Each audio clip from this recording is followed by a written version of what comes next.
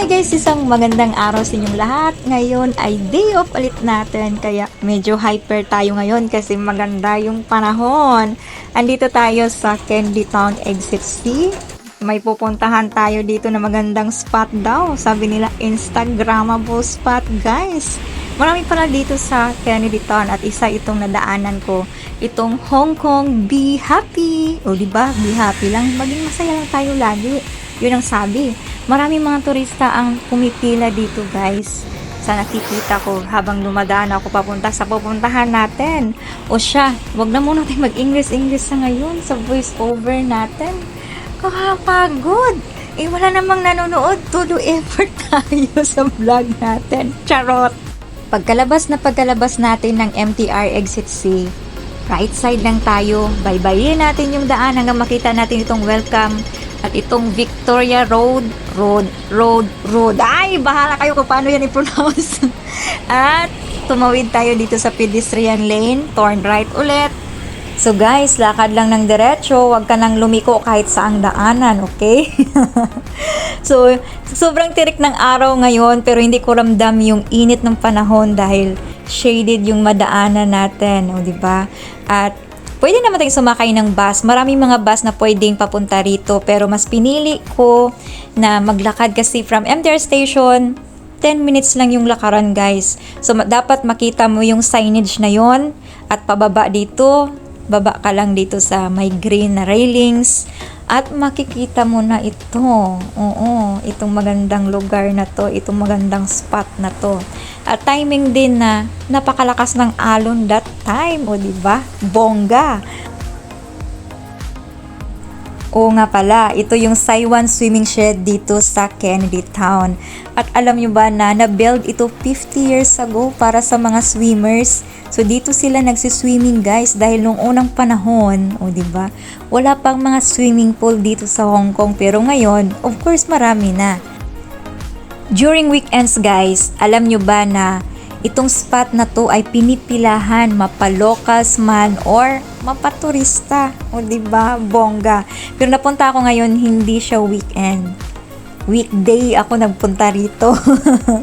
Araw ng Martes. Kaya akala ko, solong-solo ko tong lugar na to. Pero may mga tao pa rin na pumupunta at kadamihan sila sa kanila. Ang alam ko is hindi locals kundi mga turista talaga. At may nakilala akong isa na kung saan ito lang yung pinunta niya talaga guys dito sa Hong Kong dahil nakita niya daw sa Instagram.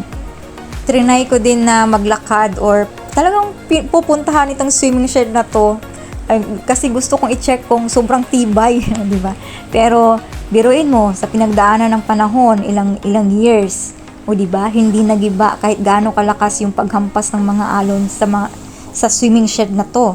Ganon din yung sa buhay natin. Kahit gaano man kalakas yung bagyo na dadaan sa buhay natin. Ngayon ako, talagang dapat matibay tayo sa buhay. O diba? Ayan, dyan na naman ako.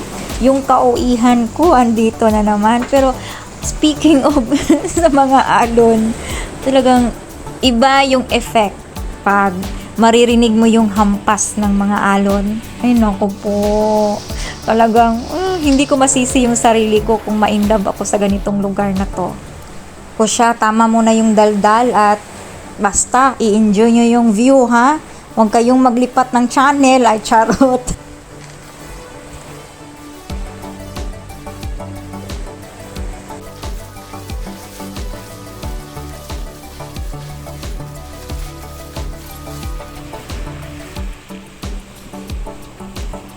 O ayan guys, may nahagip tayo sa ating kamera, di ba? Si Lolo, nag-swimming tanghaling tapat, alas 12. Alas 12 yan ng tanghali at alam nyo ba na ilang laps? Talagang binilang ko. 10 laps yung ginawa niya diyan sa ano na yan.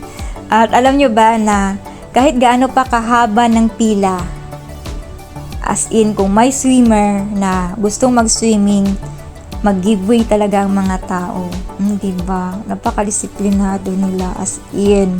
At isa pa, kahit gaano pa kahaba yung pila, hindi sila atat na atat guys na, uy, ang tagal mo na dyan. Hindi, magantay talaga sila. Pero of course, kung ikaw naman dyan tapos may nagantay, syempre consider mo na yun. So 5 minutes is enough, di ba? Hindi, wag natin na isang oras ka dyan magtambay. Pero may mga naman, may mga ibang tao na gusto ding magpa-picture. At ayan si Lola, o di ba? Nagpa-picture din yun. Kaya guys, talagang hindi ko masisi na may in love ako sa ganitong lugar. Kahit paulit-ulit kong pinupuntahan to, hindi ako magsasawa. Yan yung lagi kong sinasabi. Pag mga ganitong lugar. So, small spot pero nakakaano siya. Nakakapagbigay ng malaking peace sa sarili mo. Lalo na pag marinig mo yung ng alon, 'di ba? Pero alam mo guys, kung gusto kang pumunta rito, talagang magdala ka ng kasama mo para may magpicture sa iyo ng yung bonggang-bongga na pwede mong i-flex sa Instagram mo. Pero wala naman tayong Instagram at solong-solo ko din naman. So, wala, hindi ako nag-picture Charot. So guys, ano sa pa man yung gihulat? So, suruyin na ni, as in, anhiin na ning kaninga lugar, Saiwan Swimming Shed. Dali ra kayo siya tultulon, accessible siya. 10 minutes lang from the MTR, exit C. O diba, daghan kay mga bus, ibutang na ako sa description box kung unsa mga bus ang pwede sakyan ug asa mo munaog. Oh, bongga. So I hope nag-enjoy mo sa akong gipakita karong nga video. See you next time. Bye-bye. God bless.